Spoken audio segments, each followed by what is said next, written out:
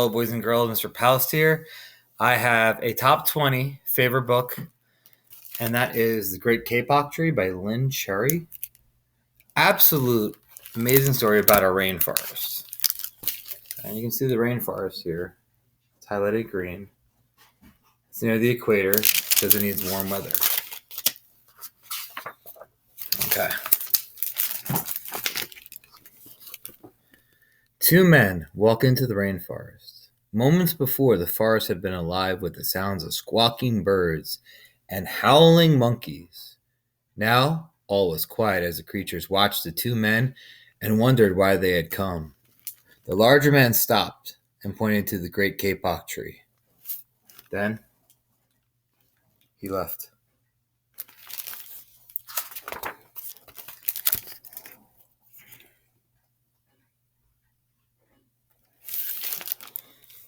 The smaller man took the axe he carried and struck the trunk of the tree.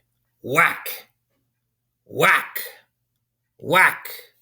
The sounds of the blows rang through the forest. The wood of the tree was very hard. Chop! Chop! Chop! The man wiped off the sweat that ran down his face and neck. Whack! Chop! Whack! Chop! Soon the man grew tired. He sat down to rest at the foot of the great kapok tree. Before he knew it, the heat and the hum of the forest had lulled him to sleep.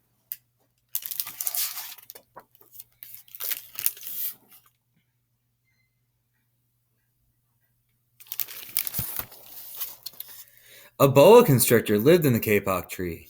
He slithered down his trunk to where the man was sleeping. He looked at the gash the axe had made in the tree. Then the huge snake slid very close to the man and hissed in his ear. Senor, this tree is a tree of miracles. It is my home where generations of my ancestors have lived. Do not chop it down.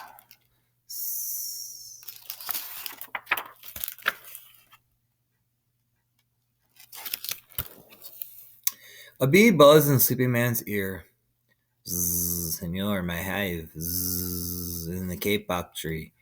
Zzz, and I fly from tree to tree and flower to flower, collecting pollen. Zzz. In this way, I pollinate the trees and flowers to the rainforest. Zzz. You see, all living things depend on one another. Zzz.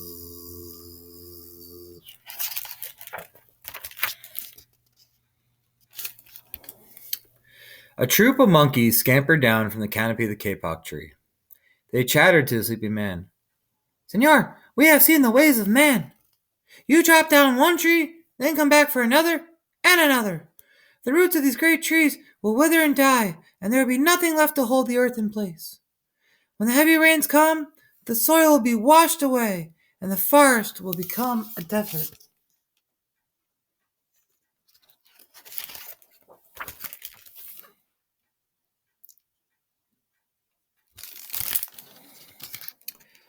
A toucan, a macaw, and a cock of the rock flew down the canopy. Quack, senor, squawked the toucan. You must not cut down the tree. Quack. We have flown over the rainforest and seen what happens once you begin to chop down the trees. Quack. Many people settle on the land. They set fires to clear the underbrush, and soon the forest disappears. Quack. Where once there was life and beauty, only black and smoldering ruins remain. Quack.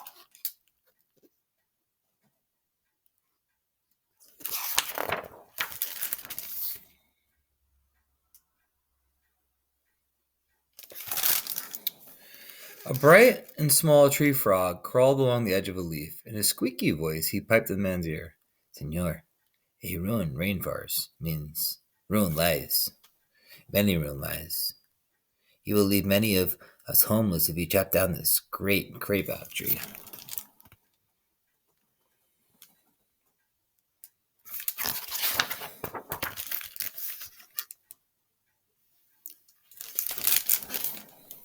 A jaguar had been sleeping alone a branch in the middle of the tree. Because his spotted coat blended into the dappled light and shadows of the understory, no one had noticed him. Now he leapt down and padded silently over to the sleeping man. He growled in his ear. Senor, the Kapok tree is home to many birds and animals. If you cut it down, where will I find my dinner?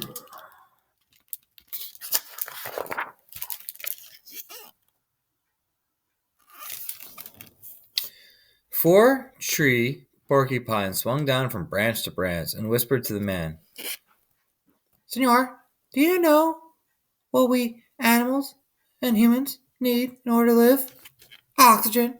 And, Senor, do you know what trees produce? Oxygen. And if you cut down the forest, you will destroy that which gives us all life.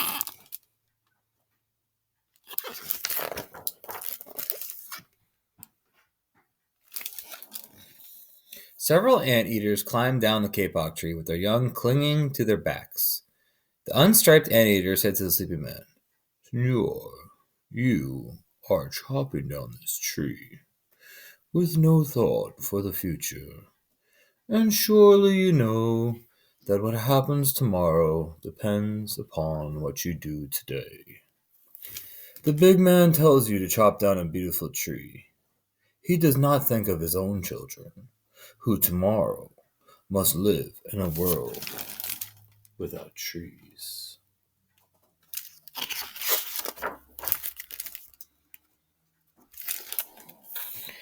A three-toed sloth had begun climbing down from the canopy when the man first appeared. Only now did she reach the ground. Plodding ever so slowly over to the sleeping man, she spoke in her deep and lazy voice. Senor, how much is beauty worth? Can you live without it? If you destroy the beauty of the rainforest, on what would you feast your eyes?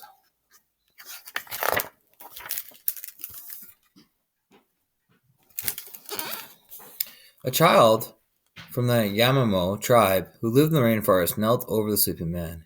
He murmured in his ear, Senor, when you wake, please look upon us with new eyes.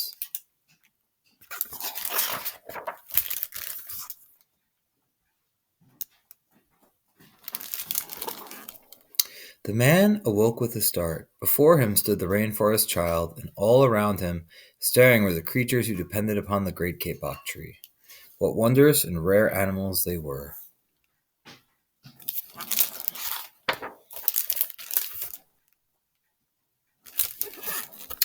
The man looked about and saw the sun streaming through the canopy. Spots of bright light glowed like jewels amidst a dark green forest. Strange and beautiful plants seemed to dangle in the air, suspended from the great kapok tree. The man smelled the fragrant perfume of their flowers. He felt the steamy mist rising from the forest floor, but he heard no sound, for the creatures were strangely silent.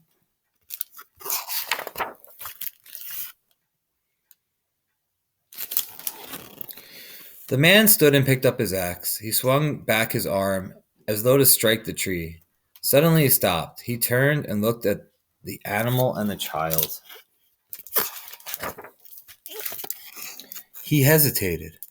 Then he dropped the axe and walked out of the rainforest. It's a special one, boys and girls. I hope you enjoyed it.